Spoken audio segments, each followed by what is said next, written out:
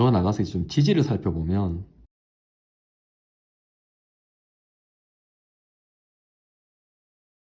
자축인묘 서오미 신유술해 이렇게 될 텐데요. 복잡해 보이지만 여러 의미가 있는데 일단 동서남북의 각 방향의 정중앙에 있는 자오와 묘유가 일단 기준점이 됩니다. 제가 쓰는 것도 얘들 먼저 쓰고 썼고요. 북쪽에 자, 남쪽에 오가 있죠. 자오선. 동쪽에 묘, 서쪽에 유가 있는데 이게 여러 의미가 있어요. 방위의 의미가 있고 또 계절의 의미가 있거든요. 추나 추동으로서 봄, 여름, 가을, 겨울로 3개월씩 하나씩 묶어보겠습니다. 이렇게 4개의 그룹으로 나뉘게 되거든요. 봄, 여름, 가을, 겨울로. 그래서 북풍 한파가 부는 북쪽이 여기가 겨울이 돼요. 그리고 꽃 피는 봄이 동쪽이 봄이 되고요. 그리고 남쪽이 여름이 됩니다. 그리고 서쪽이 가을이 되고요. 그래서 이걸 목화토금소오행에 배정하면 동쪽이 목방이거든요. 그리고 남쪽이 화의 방향이고요. 서쪽이 금의 방향, 북쪽이 수의 방향이 됩니다. 그럼 토는 어디에 있느냐? 모든 계절마다 다 환절기들이 있잖아요. 계절이 끝날 때. 각 달의 마지막 한 달은. 환절기는 여러 개의 성분이 섞이게 되잖아요. 하나만 있는 게 아니고. 여러 개가 섞여 있게 되니까 여러 개가 섞여 있는 토처럼 좀 복잡한 성질을 나타내게 됩니다. 그래서 토는 중앙에 자리 잡아서 각 계절의 환절기들이 이렇게 토를 상징하게 되는 거죠. 정리하면 지지에서는 인묘가 목이 되고 사오가 화가 되고 신유가 금이 되고 해자가 수가 된다. 그리고 진, 술, 축, 미가 토를 구성하게 되는 거예요.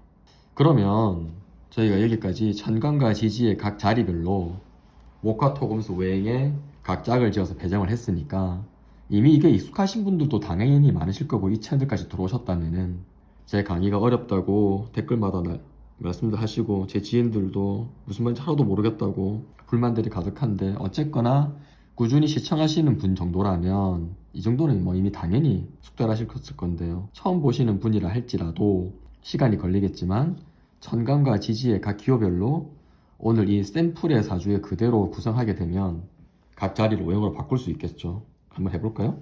먼저 임은 여기에 있고 수의 영역에 있지 않습니까? 그래서 이 자리는 그대로 수가 되는 거예요. 임은 수. 이는 여기 있잖아요. 여기 보면 되겠네요. 임묘는 목이 되는 거죠. 임인은 수목. 올해 2022년은 임인년이고 올해 2022년 임인년은 수와 목의 오행이다. 이런 말이 되는 거죠.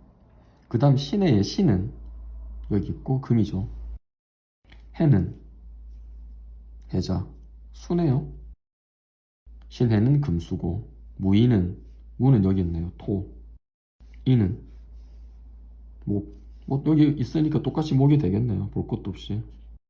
그리고 마지막으로 무의 무는 옆에 무가 똑같으니까 이것도 당연히 토가 될 거고요. 오는 여기 있는 사오화 정중앙에 있죠. 화에. 그래서 올해 이민년은 외행으로 바꾸면 수목인 해에 그리고 신해월은 금수인 달에 무인일은 토목인 일에 무엇이는 토화인 시가 되는 거거든요. 그래서 우리 지금 이 순간에 태어난 어떤 사람의 사주 팔자를 포국해보고 그걸 오행으로 변화시켜 봤어요. 그 외에도 이 목화토금수가 여러 가지를 나타내게 되는데 인이예지신의 배정에서 수가 지성을 상징하거든요. 목이 인을, 화가 예절을, 그리고 금이 의로운 의자를, 그리고 가운데 있는 토가 믿음의 신을 이렇게 상징하기도 하고요. 이 자체가 수가 북쪽을 상징합니다. 노스. 목이 동쪽, 이스트, 화가 남쪽, 사우스, 금이 서쪽, 웨스트, 그리고 토가 중앙인 센터를 상징하게 되고요. 한의대 가면 이런 걸 1학년 때 바로 배운다고 하는데요. 신체도 배속이 되거든요. 수가 신장, 콩팥이죠. 그리고 생식 관련, 그리고 목이 간이에요, 간. 간이 눈하고 관련이 높거든요. 눈에 해당하기도 하고요. 그리고 화는 이게 심장이에요, 심장. 그리고 혈액, 혈관계통. 그리고 금이 폐에 해당하거든요.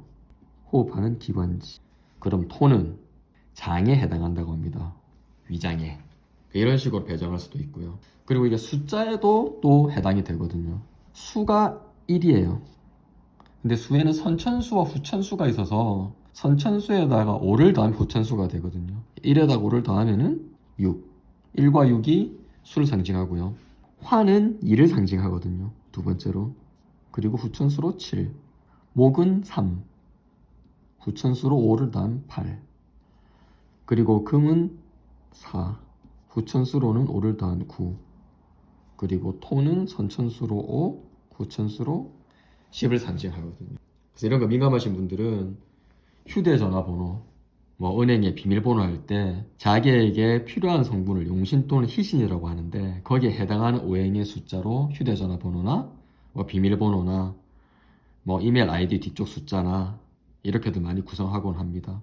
그럼 좋으냐?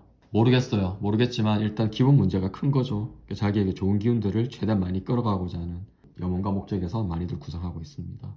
그래서 이런 목화 토금수 오행을 상징하는 각 요소들이 알게 모르게 우리 주변에 많이 있어요. 삶 속에 많이 들어와 있고요. 예를 들어서 남대문의 다른 이름이 숭례문이잖아요. 숭례문. 남쪽에 있는 숭례문. 얘를 존중하는 거죠. 그리고 동대문의 이름이 흥인지문이잖아요. 동쪽이 인을 상징하니까 흥인지문이라고 이름 지은 거죠. 그리고 서대문의 또 다른 이름이 돈의문이잖아요. 서쪽이 을을 상징하니까 돈의문 이렇게 지은 거죠. 경복궁 안에 들어가 보시면 경복궁 서쪽에 나 있는 이름이 그 문 이름이 영추문이거든요. 가을을 상징하니까 가을 숫자를 써가지고 영추문이라고 지은 거죠, 서쪽은. 이런 식으로 가만히 살펴보면 이미 조선시대 때도 유학이 많이 들어와 있기 때문에 음양옥에 대한 연구가 많이 진행이 되고 많이 공유되어서 알게 모르게 우리 주변에 이런 일들이 많습니다. 사람들 이름 중에서 뭐 옛날 사람들 인자가 들어갔다라든가 뭐 극단적으로 뭐 이름에 뭐 갑 이렇게 들어가는 분 되게 많죠. 정치인들 중에도 갑자가 이름 속에 들어간 분들 되게 많고요. 뭐 그런 거 보면 대표적으로 목을 썼다 이름에 목이 좋은 성분이다. 이제 그런 걸 쉽게 유추할 수 있는 거죠. 보면서 아 저분이 태어났을 때 주변에 이름 짓는 분한테 가서 아이의 생년월일치를 말해줬더니 이름에다가 나무목과 관련돼 있는 인이라든가 극단적으로 갑이라든가 목이라든가 인중인 이 호랑이 인자 이걸 바로 쓸 수도 있죠. 뭐 누구라고 말 안 하더라도 이런 이름들 들어간 사람들 정치인들 중에 쉽게 많이 떠올려지게 될 거예요. 그래서 오늘 당장 처음 보시는 분들은 지금 당장 이 모든 걸 다 외우고 익숙해지기 어렵겠지만 계속해서 반복해서 보시면은 알게 모르게 서로의 사실관계들이 나중에 자연스럽게 연결되면서 여러분들의 사주명리학에 대한 이해를 더욱더 풍부하게 만들어주게 될 겁니다. 여기까지 만세력을 찾아서 사주 팔자를 포국해보고 산간과 지지 각 요소들을 오행에 어떻게 배정하는지 살펴봤고요. 그리고 각 오행이 지니고 있는 상징적 의미에 대해 가지고 살펴봤습니다.